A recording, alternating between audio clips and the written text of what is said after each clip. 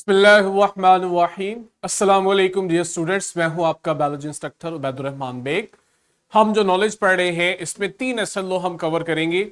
पहला जो कि हम अब तक पढ़ चुके हैं वो है faces of growth in bacteria. Second जो हमने कल स्टार्ट किया उसमें हमने रिप्रोडक्शन के मेथड्स पढ़ने हैं। एसेक्सुअल रिप्रोडक्शन जो कि बाइनरी फिशन के थ्रू होती है, कल हम ये पढ़ चुके हैं। हमने स्टार्ट की थी सेक्सुअल रिप्रोडक्शन जो कि असल में जेनेटिक रिकॉम्बिनेशन है बैक्टीरिया के अंदर। एक मेथड उसका हम कल पढ़ चुके हैं विच इज कॉन्जुगेशन। कॉन्जुगेशन में क्या हो रहा था कि डोनर बैक्टीरियम से प्लाज्मिड जो है उसका एक स्ट्रैंड ट्रांसफर होता है रेसिपिएंट बैक्टीरिया के पास, और दो बैक्टीरिया में जो कनेक्शन था वो पिलस के थ्रू बन रहा था। जब आपके पास दोनों बैक्टीरियम के अंदर एक एक कॉपी आ जाती है, फिर आप देखते हो कि हर एक स्ट्रैंड के अराउंड सेकेंड डीएनए का स्ट्रैंड कंप्लीमेंट्री स्ट्रैंड बनता है, और इस तरह से जो रेसिपिएंट बैक्टीरिया है इसके पास भी एक प्लाज्मिड आ जाता है। पहले आपके पास रेसिपिएंट बैक्टीरिया F नेगेटिव था, लेकिन जब इसमें प्लाज्मिड ट्रांसफर हो जाता है तो ये भी F पॉजिटिव हो जाता है। ये जो प्लाज्मिड ट्रांसफर हुआ है, प्लाज्मिड भी तो एक्स्ट्रा क्रोमोसोमल डीएनए ही है, तो इस वजह से हम कहते हैं कि नए बैक्टीरियम के अंदर जेनेटिक रिकॉम्बिनेशन हुआ है, उसमें कुछ नया जेनेटिक मटेरियल आया है जो उसे उसके एनवायरनमेंट में सरवाइव करने में, अडॉप्ट करने में ज्यादा हेल्प आउट होगा। सेकंड मेथड जो है, अब कॉन्जुगेशन हमने पढ़ा था, ये direct cell to cell genetic transfer है। अब हम देखते हैं कि हमें हमेशा बाज़ औक़ात direct cell to sale method नहीं भी मिलता। जैसे फॉर एग्जांपल ट्रांसडक्शन, कहते हैं ट्रांसडक्शन जो है ये भी जेनेटिक रिकॉम्बिनेशन प्रोसेस है। इसमें होता यह है जेनेटिक मटेरियल को ट्रांसफर किया जाता है डोनर बैक्टीरियम से रेसिपिएंट बैक्टीरियम में, लेकिन इस ट्रांसफर के दौरान हम एक वायरस यूज करते हैं विच इज बैक्टीरियोफेज। हम सबको याद है बैक्टीरियोफेज वो वायरसेस हैं जो बैक्टीरिया पे अटैक करते हैं, और जब ये बैक्टीरिया में अटैक करके अपनी लाइफ साइकिल कंप्लीट कर रहे होते हैं तो उस दौरान ये बैक्टीरियल डीएनए के साथ अटैच भी होते हैं, ठीक है, स्पेशली लाइसोजेनिक साइकिल के अंदर। तो यहां पे फिर हम क्या करते हैं, इन बैक्टीरियोफेज की मदद से एक डीएनए से जेनेटिक मटेरियल दूसरे डीएनए में ट्रांसफर करते हैं। लॉजिक बड़ी सिंपल है। होता क्या है कि एक बैक्टीरिया में जब ये बैक्टीरियोफेज अटैक करता है और इसका डीएनए वहां पे खुद को रेप्लिकेट करता है, इस दौरान वो अगर बैक्टीरियल डीएनए को डैमेज कर रहा है तो कुछ ना कुछ बैक्टीरियल डीएनए के फ्रेगमेंट्स नए जो वायरल डीएनए के मॉलिक्यूल्स बन रहे होते हैं उनमें शामिल हो जाते हैं। अब वो जो नए वायरस बनते हैं इनके डीएनए में बैक्टीरियल डीएनए के कुछ फ्रेगमेंट्स भी होते हैं। ये वाले अब नए वायरसेस जब जाके किसी दूसरे बैक्टीरिया पे अटैक करते हैं तो ये वो पहले बैक्टीरिया का जेनेटिक मटेरियल असल में दूसरे को ट्रांसफर कर रहे होते हैं। स्पेशली ये प्रोसेस हमारे लिए इंपॉर्टेंट हो जाता है जब bacteriophage lysogenic life cycle follow करता है, जहां पे ये बैक्टीरियल सेल को डिस्ट्रॉय नहीं करता, हाईजैक नहीं करता, बल्कि अपने डीएनए को उसके डीएनए के अंदर इंसर्ट कर देता है, ठीक है। वहां पे फिर ये बैक्टीरियम एक तरह से जेनेटिक मटेरियल को ट्रांसफर करने का काम करता है, ठीक है। कहते हैं आपके पास जब बैक्टीरियोफेज इन्फेक्ट करता है बैक्टीरियम को, ये उसमें रेप्लिकेट करता है, नए वायरल पार्टिकल्स बनाता है। बाज़ औक़ात ऐसा होता है कि बैक्टीरियल डीएनए के कुछ फ्रेगमेंट्स जो हैं वो वायरल डीएनए का हिस्सा बन जाते हैं, उसमें इंटीग्रेट कर जाते हैं, ठीक, जिसकी वजह से ये जो वायरस अब जब नए बैक्टीरियम पे अटैक करता है तो ये उस वक्त इन डोनर बैक्टीरियल डीएनए को नए रेसिपिएंट बैक्टीरिया के अंदर ट्रांसफर कर रहा होता है, रिलीज कर रहा होता है। ये देखो, इस प्रोसेस को हमने इस डायग्राम से कंप्लीट करना है। वायरस आया बैक्टीरियोफेज, अपना जेनेटिक मटेरियल इसने रिलीज किया। अब यहां पे लेट्स से लाइसोजेनिक साइकिल हो रही है। लाइसोजेनिक साइकिल में क्या होगा कि बैक्टीरियल डीएनए को डिस्ट्रॉय किया गया और वायरल डीएनए की कॉपीज बनाई गई, लेकिन इसी दौरान जब नए वायरस बने तो हमने देखा कुछ नए बैक्टीरियोफेज के पास होस्ट बैक्टीरिया का डीएनए आ गया है। अब ये वाला बैक्टीरियोफेज जब किसी दूसरे बैक्टीरियम पे अटैक करेगा ना, तो ये जब अपना डीएनए उसमें रिलीज करेगा तो उसमें पिछले बैक्टीरिया का डीएनए शामिल होगा और ये वाला जब डीएनए जाके नए रेसिपिएंट बैक्टीरिया के डीएनए का हिस्सा बन के हमारे पास लाइसोजेनिक साइकिल स्टार्ट करेगा, तो उस वक्त आप देखोगे कि ये एक तरह से पहले बैक्टीरिया का डीएनए दूसरे बैक्टीरिया में ट्रांसफर कर रहा होगा। इसको आप करेक्ट कर लो। ऊपर आपके पास लिटिक साइकिल हुई है, ठीक है, लिटिक साइकिल थी ऊपर, क्योंकि वहां पे बैक्टीरिया होस्ट जो है वो डिस्ट्रॉय हुआ था। ये आपके पास है ट्रांसडक्शन। इसमें भी हम देखते हैं जेनेटिक मटेरियल ट्रांसफर होता है। आपने इस छोटे से जिफ को देखना है जो आपको इस प्रोसेस को एलैबोरेट करेगी। ये देखो,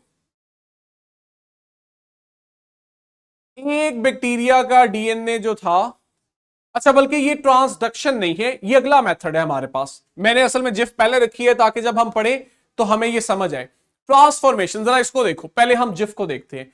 ये आपके पास डोनर बैक्टीरियम है जो ब्लू में है, और ग्रीन वाला रेसिपिएंट है। अब आप देखना किस तरह से डोनर बैक्टीरियम अपना डीएनए बाहर एनवायरनमेंट में रिलीज करेगा। डायरेक्ट ट्रांसफर नहीं हो रहा, इन्वायरमेंट से फिर वो डीएनए रेसिपिएंट के पास जाएगा। इसको जरा ऑब्जर्व करें।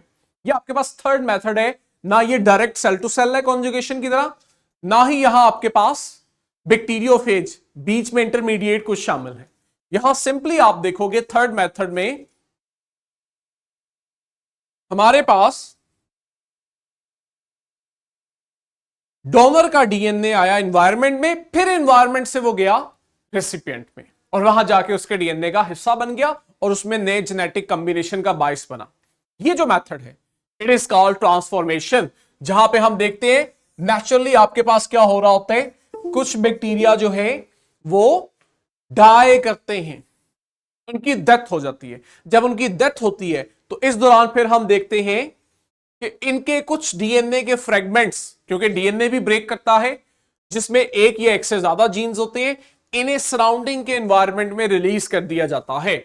जब ये सराउंडिंग के एनवायरनमेंट में आते हैं तो वहां पे मौजूद जो नॉर्मल बैक्टीरिया है वो फिर इन फ्रेगमेंट्स को अक्सर औकात एब्जॉर्ब कर लेते हैं और एब्जॉर्ब करके अपने जेनेटिक मटेरियल का हिस्सा बना लेते हैं, जिसकी वजह से उनमें कुछ नए कैरेक्टरिस्टिक आ जाते हैं, उनमें इंप्रूवमेंट हो जाती है। हम इसे डिफाइन करते हैं, ये एक ऐसा प्रोसेस है जिसमें एक किस्म का बैक्टीरिया जो है वो अपने एनवायरनमेंट से डीएनए लेता है और उसके अंदर कुछ नए कैरेक्टरिस्टिक्स आ जाते हैं। इसे आप कहते हो ट्रांसफॉर्मेशन। और जो डीएनए है वो इसमें ट्रांसफॉर्मिंग मटेरियल है, यानी ये ट्रांसफॉर्मेशन ट्रांसफर हो रहा है। कहते हैं इनसाइड द रेसिपिएंट बैक्टीरियम। वो जो रेसिपिएंट बैक्टीरियम है इसमें आप देखते हो कि ये डीएनए पीसेस इंटीग्रेट करते हैं, शामिल हो जाते हैं, हिस्सा बन जाते हैं रेसिपिएंट बैक्टीरियम के जीनोम जेनेटिक मटेरियल का, और उसे एक तरह से चेंज कर देते हैं। हम कहते हैं पहले वो और था, अब वो बदल के दूसरी टाइप दूसरे स्ट्रेन में कन्वर्ट हो गया, ये पहले जैसा नहीं रहा। हम फ्रेडरिक ग्रिफिथ के एक्सपेरिमेंट पढ़ेंगे, वहां पे आप लोगों ने याद रखना है यही चीज आएगी ट्रांसफॉर्मेशन वाली। वहां हम इस डीएनए के लिए वर्ड यूज करेंगे ट्रांसफॉर्मिंग प्रिंसिपल। तो ये मैं आपको अभी हिंट दे रहा हूं ताकि आप उस वक्त याद रखो। ये देखें यहां भी मेंशन है कि ये जो ट्रांसफॉर्मेशन का एविडेंस है ना, इसे फर्स्ट टाइम एक्सपेरिमेंटली इसका एविडेंस फ्रेडरिक ग्रिफिथ ने हमें प्रोवाइड किया था, जब इसने कुछ बैक्टीरिया जो थे उन्हें माइस में इंजेक्ट किया था।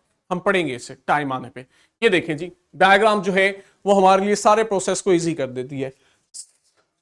आपके पास बैक्टीरिया है, सराउंडिंग में उसके किसी दूसरे बैक्टीरिया के फ्रेगमेंट्स पड़े हुए हैं, तो एक तरह से ये आपके पास रेसिपिएंट हो गया है। इस रेसिपिएंट बैक्टीरिया ने सराउंडिंग एनवायरनमेंट में मौजूद डीएनए फ्रेगमेंट को इंटीग्रेट कर लिया है। ठीक है, अब कहते हैं वो जो अब इनटेक करता है, एब्जॉर्प्शन करता है, आगे दो पाथवे, या तो सारे के सारे डीएनए फ्रेगमेंट को अपने क्रोमोसोम का हिस्सा बना लेता है, इसे वो कह रहा है इंटीग्रेशन बाय होमोलोगस रिकॉम्बिनेशन। या दूसरे केस में हम देखते हैं कि वो जो लार्ज डीएनए फ्रेगमेंट है पहले उसके छोटे छोटे फ्रेगमेंट्स बनाए जाते हैं डिग्रेडेशन करके। ठीक, इसमें फिर क्या होता है कि ये जो ट्रांसफॉर्मेशन होती है, कहते हैं ये अनसक्सेसफुल है, कि इसका उसे फायदा नहीं होता। फायदा तब होता है जब वो होल फ्रेगमेंट को स्टेबलाइज कर रहा होता है। ठीक है, ले जी, हमारा थर्ड है, चलो जिसे हम इस नॉलेज में कवर करेंगे वो था जस्टिफाई एंडोस्पोर फॉर्मेशन इन बैक्टीरिया। हमने बैक्टीरिया में जो एंडोस्पोर बनने हैं उसकी रीजन बतानी है, जस्टिफाई करना है कि ये बैक्टीरिया का सर्वाइवल मेथड है जो कि वो अनफेवरेबल एनवायरनमेंट में एडॉप्ट करता है।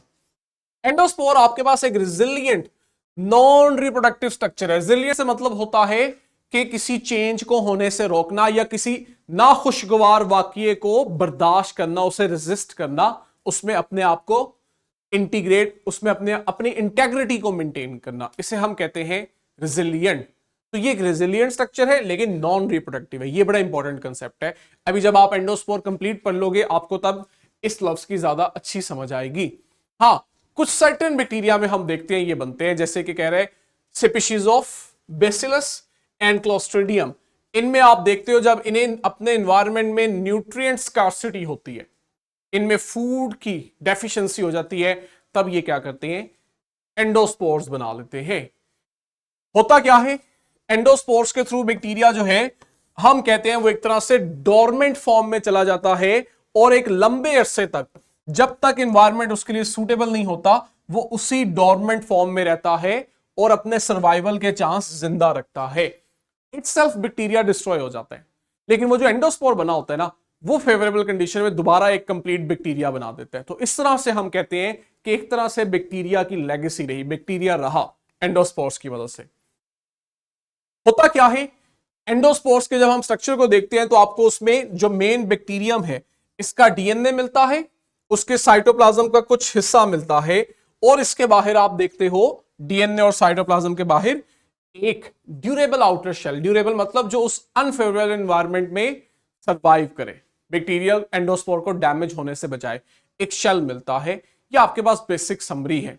कोर है हमारे पास जिसमें आप देखते हो डीएनए और थोड़ा सा साइटोप्लाज्म है, ताकि जब एनवायरनमेंट फेवरेबल हो तो इस एनवायरनमेंट की मदद से डीएनए में मौजूद जीन्स खुद को एक्सप्रेस करें और वो एंडोस्पोर एक बैक्टीरियम में डेवलप हो जाए। फिर आप देखते हो एक इनर मेम्ब्रेन आती है, सेल वॉल जिसे जर्म सेल वॉल कह रहा है, फिर मजीद उसके बाहर कवरिंग है। ये जो मजीद कवरिंग्स है ना, ये असल में एंडोस्पोर को ड्यूरेबल बना रही है कि वो अनफेवरेबल एनवायरनमेंट में भी सर्वाइव कर सके, जिनमें कॉर्टेक्स, आउटर मेम्ब्रेन और स्पोर कोट है। ये देखें, कहते हैं शेल एक मल्टी लेयर स्ट्रक्चर है जिसमें आपके पास प्रोटीन का बना हुआ मेन स्पोर कोट भी है। ये सबसे बाहर red spore coat by nature ये प्रोटीन का है।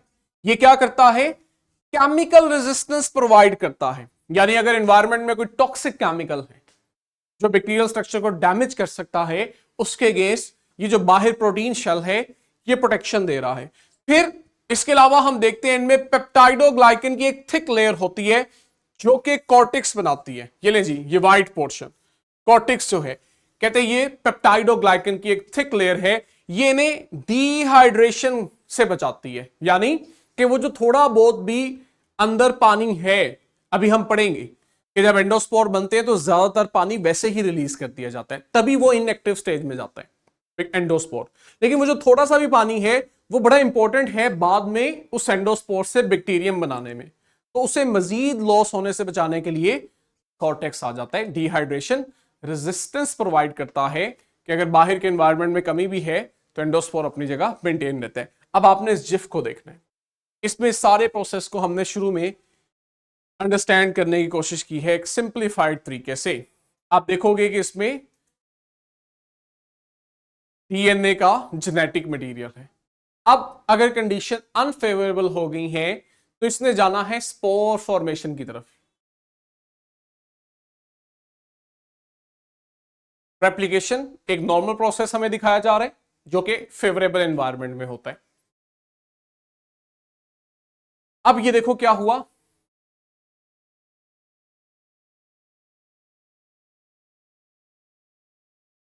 जेनेटिक मटेरियल की एक कॉपी बनी। सबसे पहले तो देखो, चूंकि फेवरेबल एनवायरनमेंट खत्म, कंडीशन अनफेवरेबल हो गई है, तो हम देखेंगे कि अब एंडोस्पोर फॉर्मेशन होने जा रही है। जेनेटिक मटेरियल की कॉपी बनी और देखो छोटा सा एक हिस्सा साइटोप्लाज्म का उसके अराउंड बना दिया गया। इसे हम कह रहे हैं फोर स्पोर, जो कि अभी बना है, कंप्लीट एंडोस्पोर नहीं है। ठीक है, इस डीएनए और इसके अराउंड थोड़ा सा साइटोप्लाज्म है, जो मेन डीएनए था वो डिसइंटीग्रेट कर गया, क्योंकि बैक्टीरिया के सर्वाइवल के चांसेस नहीं है। हाँ, बैक्टीरिया ये कर सकते हैं कि एंडोस्पोर बना जाए। अब देखो इसके बाहर बना है कॉर्टेक्स, अब ये एक आपके पास एंडोस्पोर बन चुका है जिसके अराउंड पॉलीसेकेराइड की एक थिक लेयर बन गई है, और अब आप देख रहे हो इसमें कुछ आयंस जो हैं वो जा रहे हैं, ठीक है, सराउंडिंग से कुछ आयंस इसमें दिए जा रहे हैं, जिसकी मदद से फाइनली आप देखते हो प्रोटीन कोट बन जाता है। वो आयंस अंदर मौजूद साइटोप्लाज्म और डीएनए, ये अब उससे फेवरेबल एनवायरनमेंट में ग्रो करने में हेल्प देंगे। जब एंडोस्पोर की कंप्लीशन फेवर पूरी होती है, मदर बैक्टीरियल सेल बस्ट करता है और एंडोस्पर्म को रिलीज कर देते हैं। चूंकि ये स्ट्रक्चर बैक्टीरियल सेल के अंदर बना, इसलिए हमने वर्ड यूज किया एंडो, विद इन। ठीक हो गया, ये अब चीज है जिसे हमने अभी पढ़ना है। कहते हैं ये जो आपके पास स्ट्रक्चर्स हैं, कौन से स्ट्रक्चर जो हमने अभी पीछे पढ़े हैं, cortex, protein coat, outer covering, ये सब स्ट्रक्चर्स, ये एंडोस्पोर को रेजिस्टेंस प्रोवाइड करते हैं एनवायरमेंटल स्ट्रेस के अगेंस्ट। यहां वो वर्ड यूज करें स्ट्रेसर्स, जो स्ट्रेस क्रिएट करते हैं। वो स्ट्रेसर्स क्या हो सकते हैं, एनवायरमेंट में मौजूद यूवी रेडिएशंस जो बैक्टीरियल सेल को किल कर सकती हैं। डिहाइड्रेशन है, पानी की कमी हो गई है, एक्सट्रीम एनवायरमेंट हो गया है, या बाहर के एनवायरमेंट में केमिकल डिसइंफेक्टेंट्स हैं जो कि नॉर्मल बैक्टीरियल सेल को किल करते हैं, लेकिन आप देखते हो वो एंडोस्पर्म को डैमेज नहीं कर पाते। और अगर बाहर के एनवायरमेंट में डिहाइड्रेशन करवा दी गई है इस मकसद से कि अगर तो जर्म्स हैं वो किल हो जाएं, तो आप देखोगे कि एंडोस्पर्म उस डिहाइड्रेशन वाले एनवायरमेंट में भी सर्वाइव करेंगे। ठीक हो गया।